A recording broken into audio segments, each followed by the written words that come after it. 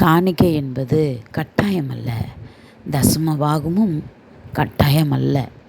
ஆனால் அது அவரவருடைய விருப்பம். நான் ஆண்டவருக்கு மனமகிழ்ச்சியாக இவ்வளோ தருவேன்னா எவ்வளோ வேணுமாலும் தரலாம். அதுக்கு வரையறையே இல்லை. ஆனால் காணிக்கை கட்டாயம் அல்ல. கண்ணீரோடு கவலையோடு துக்கத்தோடு ஐயோ கொடுக்கணுமே அப்படியெல்லாம் கொடுத்தீங்கன்னா அதில் ஆசீர்வாதமே கிடையாது. முழு உள்ளத்தோடு முழு அன்போடு கொடுக்கணும், விசுவாசத்தோடு கொடுக்கணும்.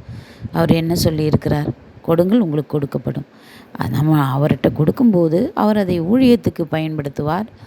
அடுத்ததாக கொடுத்த நமக்கோ அதை திரும்ப வட்டியும் முதலுமாக சொல்லுவாங்க இல்லையா, அந்த மாதிரி அதை பெருக்கி அதை ஆசீர்வதித்து நமக்கு பன்மடங்காக கொடுப்பார்.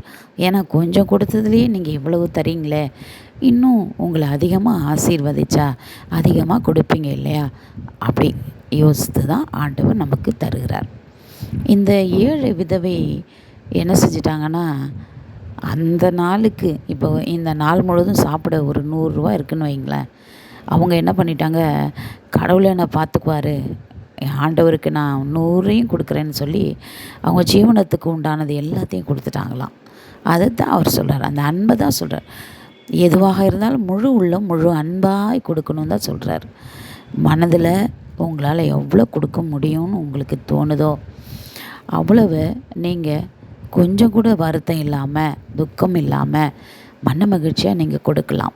அப்படி கொடுக்கும்போது என்ன ஆகும் அப்படின்னா, நீங்கள் கொடுத்ததை அதை ஆசீர்வதிக்கிறதுனால உங்களுக்கு அதை திரும்ப கர்த்தர் 10 மடங்கா 100 மடங்கா கொடுப்பார்.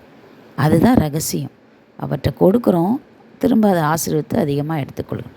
கொஞ்சத்தில் நம்ம உண்மையாக இருக்கிறோம் இல்லையா, அநேகத்துக்கு அதிகாரியாக கட்டாயம் கர்த்தர் வைப்பார். கர்த்தர் உங்களை ஆசீர்வதி.